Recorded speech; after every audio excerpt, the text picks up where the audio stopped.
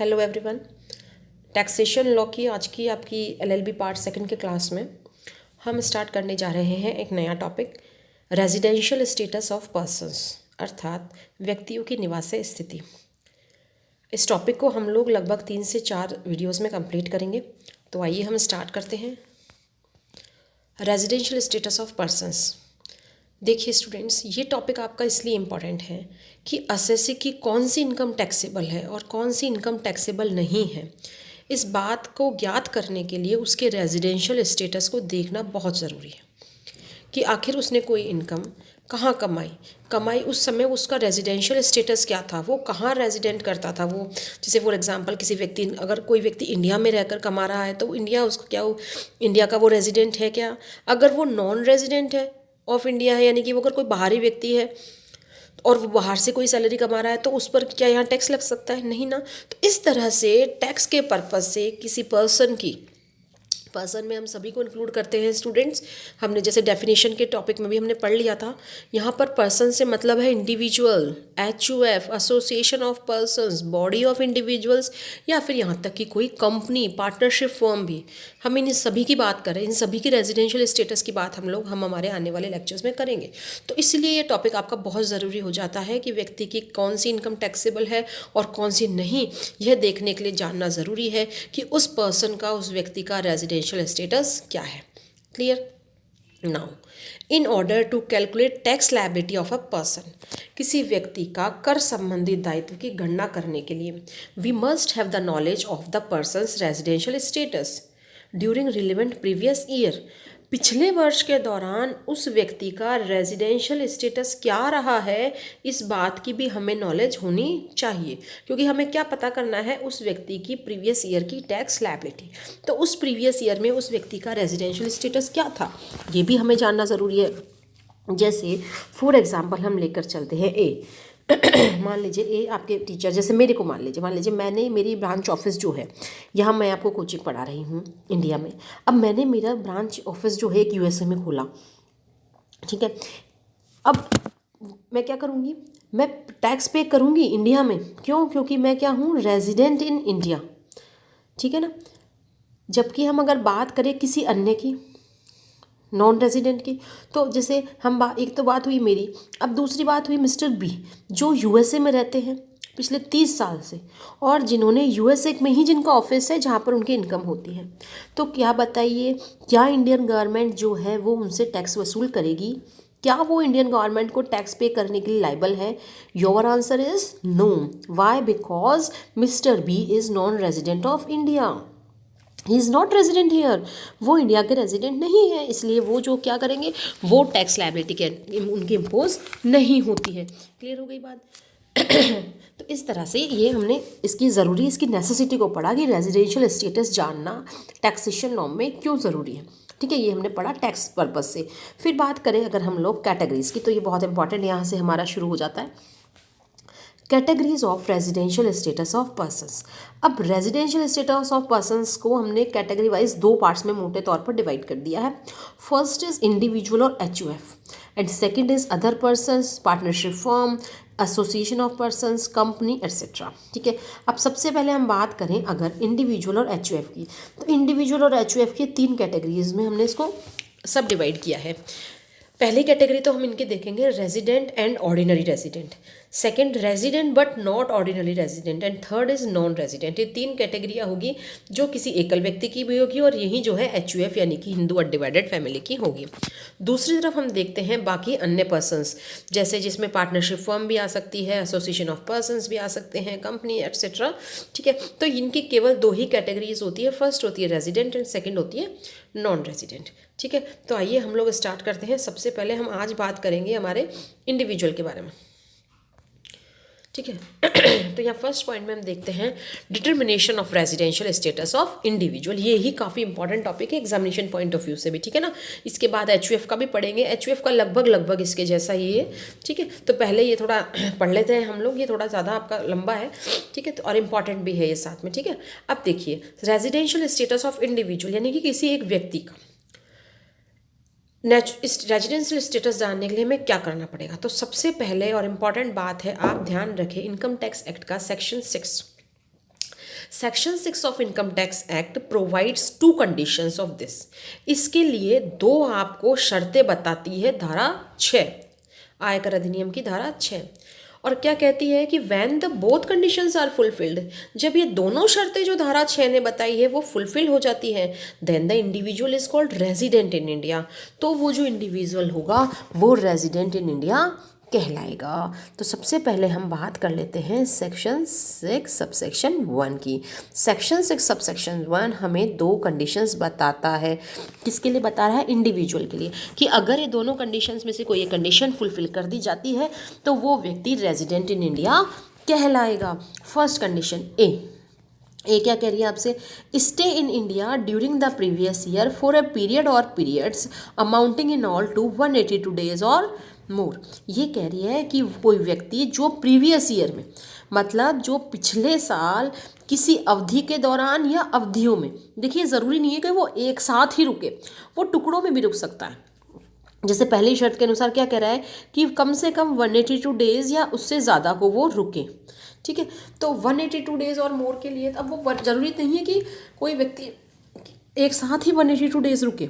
वो देखिए, पहले मान लीजिए वो पिछले साल कुछ महीने आया जिसमें वो 50 दिन रुक गया, फिर वो 10 दिन ही रुक के गया सेकंड टाइम में, थर्ड टाइम में वो फिर 60 दिन रुक गया, फिर फोर्थ टाइम में वो 45 डेज रुका। इस तरह से कुल मिलाकर टोटल जो होना चाहिए प्रीवियस ईयर में वो जितनी बार भारत आया कितना रुका, वो 182 डेज या उससे ज़्यादा। क्लियर हो गई बात?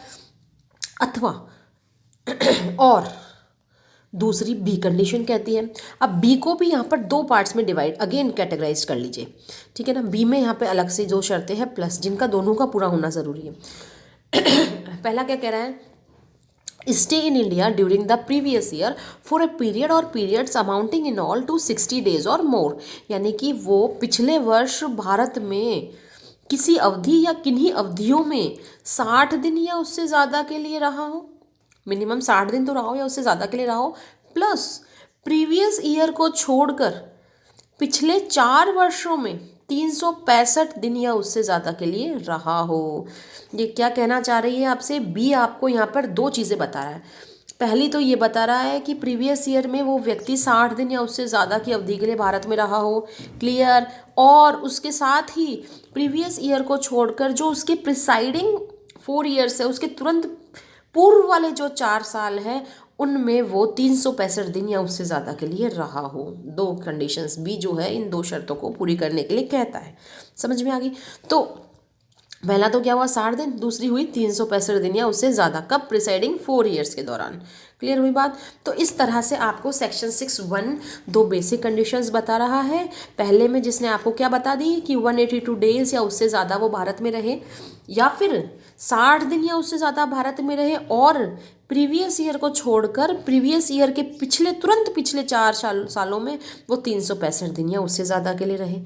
अगर वो व्यक्ति ये शर्तें पूरी कर देता है, देन ही और she becomes resident in India. वो पिछले वर्ष के लिए रेजिडेंट इन इंडिया माना जाएगा। अब आइए हम इसे एक उदाहरण से समझते हैं। ठीक है, एग्जाम्पल से मैं इसको आपको क्लियर करवाती हूँ।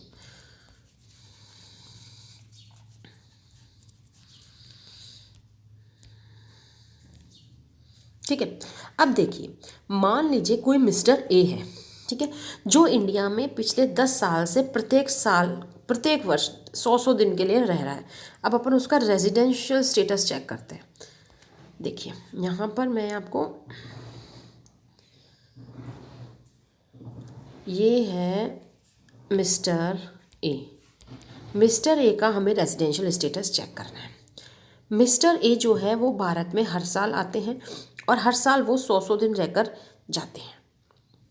ठीक है, अगर हम बात करें असेसमेंट ईयर 22-23 की, हालांकि मैंने इसमें कॉपी में 21-22 का इसके अकॉर्डिंग समझाया है, चलो कोई नहीं, मैं आपको इसमें जो कॉपी के में लिखा है ना वैसे ही समझा देती हूँ। ठीक है बेटा, अब देखिए, अगर मान लीजिए यहाँ पर हम बात करें अगर 21-22 की, एक सेकेंड, हम बात करें अगर असेसमेंट ईयर 21-22 की, तो इसके लिए प्रीवियस ईयर कौन सा हुआ? 20-21 हुआ। और 20-21 से पहले 19-20, 19-20 से पहले 18-19, और 18-19 से पहले 17-18। यही हुआ ना, ठीक है। अब मान लीजिए मिस्टर ए भारत में आते हैं और 100 डेज वो रुकते हैं। पिछले प्रीवियस ईयर में वो 100 दिन रुके, फिर 100 दिन रुके, फिर 100 दिन रुके, फिर 100 दिन रुके, ऐसे वो लगातार 10 साल से भारत आ रहे हैं और हर साल वो 100 दिन तो अवधियों में तो रुक के जाते ही हैं। अब प्रीवियस ईयर हमने क्या मान लिया, 20-21, क्लियर, पिछला वर्ष हमने माना है अभी 20-21, ठीक है। तो अब पहली शर्त तो देखिए, पहली कंडीशन जो थी हमें बेसिक कंडीशन, वो क्या कह रही थी कि वो भारत में पिछले साल 182 दिन या उससे ज़्यादा के लिए रहे, कम से कम 182 दिन रहे। तो पिछला साल यानी प्रीवियस ईयर। अब प्रीवियस ईयर में वो कितना रह रहे हैं भारत में, ज़रा देखिए, 100 दिन रह रहे हैं, जबकि हमारी कंडीशन क्या थी कि कम से कम 182 दिन तो रहे ही रहे। तो क्या mister a condition A fulfil कर रहे हैं, नो। क्लियर हो गई बात। अब आ जाओ अथवा बी कंडीशन पे। बी कंडीशन में दो चीज़ें थी। पहली कंडीशन तो क्या करी थी कि वो कम से कम 60 दिन तो रहे ही रहे प्रीवियस ईयर में। अब प्रीवियस ईयर में वो कितने समय रह रहे हैं, 100 दिन, तो कम से कम 60 दिन बोला था ना हमको, 60 डेज बोला था हमको, जबकि 60 डेज से ज़्यादा रह रहे हैं वो तो बी कंडीशन में पहली बात तो उन्होंने फुलफिल कर दी, पहली स्थिति तो फुलफिल कर दी, क्लियर। दूसरी कंडीशन है कि प्रीवियस ईयर के ठीक पिछले 4 सालों में वो कम से कम 365 दिन या उससे ज़्यादा रहे। अब प्रीवियस ईयर से ठीक पहले के 4 साल, देखो यहाँ मैंने ये कॉपी में भी एग्जाम्पल बना रखा है, आप इसमें भी देख सकते हो। प्रीवियस ईयर जैसे हमने माना है ये 20-21, इससे पहले के 4 साल यानी कि 19-20, 18-19, 17-18 और एक मैं यहाँ और बना देती हूँ 16-17, है ना, ठीक है। तो वो कितने दिन रहा, 100 यानी कि वो कितने दिन रहा, 400 दिन, 400 दिन रहा। कम से कम कितने दिन रहने चाहिए, 365 दिन। तो क्या हुआ, वो 365 दिन से ज़्यादा रहा। तो क्या यहाँ पर हम ये कह सकते हैं कि मिस्टर ए ने कंडीशन बी फुलफिल कर दी है। कंडीशन बी की दोनों शर्तें वो पूरी कर चुका, 60 दिन वाली भी पूरी कर चुका और 365 दिन वाली पूरी कर चुका। तो हम क्या उसकी रेजिडेंशियल स्टेटस के बारे में क्या रिपोर्ट निकालेंगे, so mister A is the resident in India under section 6। आयकर अधिनियम की धारा 6 के अनुसार मिस्टर एक्स जो है वो क्या है, रेजिडेंट इन इंडिया माने जाएंगे। क्लियर हो गई बात, ये कंडीशंस हो गई, ये बेसिक कंडीशंस आपको याद रखनी है, ठीक है, ये काम हो गया। अब इसके बाद हम देखते हैं कि अगर कोई इंडिविजुअल इन बेसिक कंडीशंस को सेटिस्फाई नहीं कर सकता तो क्या उसका रिजल्ट होगा।